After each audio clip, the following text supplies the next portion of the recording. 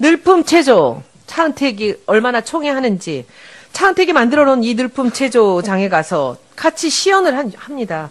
그리고 차은택이 연출한 원데이에 가고, 문화창조 융합벨트 홍보에 가고, 개소식에 가고, 하면서 최순실이 가라는 곳에 다 가서 최순실의 상품을 홍보하러 PPL에 열을 올립니다. 규제 프리존 마찬가지입니다. 빌로밀로 마찬가지입니다. 하라는 일은 안 하고 대통령이 최순실의 꼭두각시가 돼서 사방으로 물건을 팔아주러 다니는 이 모습을 보면서 참으로 절망하지만 한강욱 실장님 하시는 말씀을 듣고 참 서글픕니다. 어떻게 DJ 시절에 비서실장 했던 분이 지금 끝장에 다다른 박근혜를 옹호하려고 거기서 집무실이 어디니 사저가 어디니 이런 얘기를 하십니까? 책상 하나 놓고 컴퓨터 갖다 놓으면 집무실 아닙니까? 어디든지. 우리가 원하는 것은 왜 많은 사람들이 죽어가는데 뛰어나오지 않았느냐는 겁니다. 청와대 안에서 왜 나오지 않았냐는 겁니다. 나오지 않은 무슨 이유가 있냐는 것을 묻는 것입니다. 왜 그렇게 대답하십니까? 실장님 그렇게 대답하신다고 그것이 핑계가 될 것 같습니까? 안쓰럽습니다. 왜 그렇게 대답하십니까? 거기서 직무를 했느냐를 묻는 게 아니라 왜 밖으로 나오지 않았냐는 겁니다. 차를 타고 나오든 뛰어나오든 대통령이 혼자 할 수 있는 일이 아니지 않습니까? 여러 부처를 움직여야 되는 거 아닙니까? 그렇게 하려면 나와야 되는 거 아닙니까? 안에서 무슨 지시를 합니까? 나온다고 얘기하고 2시간 뒤에 나옵니다. 그리고 나와서 구명조끼 얘기합니다. 이거 보면서 우리 국민들은 절망합니다. 그리고 왜 세월호 특조위 활동은 못하게 합니까? 그리고 지금 우리나라 해수부 어떻게 일하고 있습니까? 물속에서 무슨 짓을 하는지 아무도 모릅니다. 무슨 일이 진행되는지 알려달라고 하는데 아무도 모릅니다. 알려주지 않습니다. 세월호 가족들한테. 그리고 국회 와서 일하는 척합니다. 제가 5월 달에 얘기했습니다. 올해 안으로 못 건진다. 당신들이 중국 회사, 경험도 없는 중국 회사하고 일을 한다? 그 그럴듯한 영상 갖고 건진다고요? 어림도 없는 얘기입니다. 올해 지나갑니다. 왜 가만둡니까? 거기 들어간 예산은 아깝지 않습니까? 왜 특조위는 못하게 합니까? 그리고 이제 막다른 골목에 왔습니다. 7시간. 대답 못하는 거 아닙니까? 그러면 줄입시다. 앞부분에 서면으로 보고하고 전화했다고 칩시다. 믿을 수 없지만. 나머지 시간에 왜 안 나왔습니까? 화장이 중요합니까? 왜 안 나왔습니까? 7시간 반으로 줄입시다. 3시간 동안 왜 안 나왔습니까? 그걸 알고 싶은 겁니다. 국민들은. 대답 필요 없습니다. 수도 없이 하루 종일 들었습니다. 대답. 대답해요? 실장님이 대답해 주십시오. 아침부터 들었습니다. 아무 얘기도 안 나올 줄 알고 있습니다. 의원님이 그 저는 말씀하시는 것도 그분한테 묻지 있지만 않았습니다. 대답할 수 있는 고난도 있어요. 여기가. 권한 없습니다. 제가 묻지 왜 않았기 없어요? 때문에. 제가 묻지 않았습니다. 무슨 말씀 그렇게 하십니까? 실장님이 대답하십시오.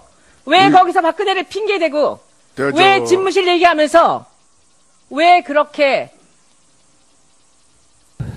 저는 지금 위원장님의 진행에 대해서 굉장히 이해할 수가 없다는 점을 말씀드립니다. 손혜원 의원님이 말씀하시고 답변을 듣지 않겠다고 하셨으면은 손혜원님의 입장을 존중하셔서 위원장님께서 그걸 수용하시면 되는 거고요. 특히 우리 한강욱 비서실장님 정치를 한두 해 하신 분도 아니고 저희들이 최대한 오늘 선배 정치인으로서 예우를 다 했지 않았습니까? 저희들한테 서운하세요? 후배 정치인들한테 정말 한번 욕을 한번 보셔야지 되겠습니까? 그 태도가 무슨 태도예요? 예? 제가 얘기는 답변을 가만히 있어 보세요. 예? 자, 네? 답변을 하라고 하는. 아니, 손혜원 님이 답변을 듣고 싶지 않다고 하는데, 비서실장의 그 태도는 여기 뭐 저희들 뭐 선생님이세요? 예? 자, 사과하세요. 겉에도 사과하세요. 의사 진행 발언은 여기 사회자인 위원장한테 하시는 겁니다. 의사 진행 발언. 사과 받으십시오. 이쪽으로 보고 하세요. 예, 한강욱 저 비서실장 네. 사과 받으세요. 자, 잘 들었습니다. 다음 황영철 의원 의사 진행 발언 하십시오. 예, 황영철 의원입니다.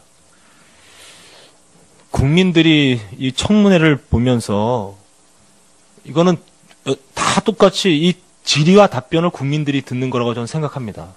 그렇기 때문에 물론 우리가 짧은 시간에 질의를 하고 답변을 들어야 되기 때문에 그 짧은 시간 안에 질의만 다 할 수도 있다고 좀 생각합니다. 그러면 질의 시간이 끝난 다음에 또 답변자로부터 답변을 할 수 있게 만드는 것도 저희들이 일정 부분은 지켜줘야 된다고 생각해요. 그런 측면에서 봤을 때 저는 지금 손혜원 의원님이 한 질의에 그래서 답변을 꼭 해야 될 입장에 있다고 생각하는 건 그 말이 맞든 틀리든 간에 그래도 길지 않은 시간 저는 주어야 된다고 생각합니다.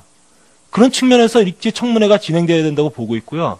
단 하나, 저도 똑같이 야당 의원님께 동감하는 것은 한강호 실장님께서 조금 전 약간 무례한 표현이 있으셨어요. 그 점에 대해서는 저는 잘못했다고 생각합니다. 그래서 그 부분에 대해서는 사과하시고, 그리고 저 이 청문회가 적어도 예? 우리가 다 뭐 얘기만 하고 안 듣는 청문회는 아니잖아요. 그리고 저희들도 듣고 싶은 것들이 있습니다. 이 답변 속에 진실이 있는지, 진실이 아닌 거짓을 말하는지 저희들도 판단하고 국민도 판단해야 됩니다. 그 정도는 전 돼야 되지 않을까 생각합니다. 위원장으로서 한 말씀 드리겠습니다. 제가 손혜원 의원 질의 전에 분명히 원활한 진행을 한 말씀 드렸습니다. 질의하시면서 반드시 가능한 답변을 듣는 게 청문회 취지에 맞다. 그렇게 잘 운영해 주십시오. 말씀드렸고, 두 번째로는 정인의 인격과 관련된 발언은 가급적 삼가해 주시라는 말씀도 드렸습니다. 우리 안민석 의원님께서 또 이렇게 욕보일 수 있다라는 그런 것도 인격에 관한 얘기 아니겠느냐 그런 생각을 합니다. 앞으로 아니 왜요? 아니 그러니까 인격에 관한 얘기라고 말씀할 때는 가만히 계세요. 예. 앞으로는 우리 정인들도 인격자들입니다. 그게 상응하게 잘 원만하게 운영해 주실 것을 여야 의원님께 진심의 마음을 담아서 부탁을 드립니다. 다음은 제가 객관적으로 여당 의원인데 그럼에도 불구하고 제가 봤을 때 우리가 손혜원 의원의 질문 태도나 이런 부분에 대해서 논하기 전에 사실상 손혜원 의원이 뭐 답변을 듣지 않겠다라고 얘기하는 거는 또 국민들이 손혜원 의원에 대한 판단을 할 겁니다. 그런데 오늘은요, 저희가 정치 경력이 일천하더라도 국민을 대신해서 나와 질문하는 거 아닙니까? 그래서 답변 기회를 안 주는 것도 손혜원 의원의 자신의 그 선택이거든요. 그런데 그 과정에서 그 말미에서 우리 존경하는 한강욱 실장님께서 뒤로 돌아보시면서 답변해! 이런 모습이 과연 국정조사 특위를 바라보는 청와대 입장인지 생각이 들지 않을 수가 없습니다. 그래서 저는 객관적으로 이 상황에서 위원장님께서 사실은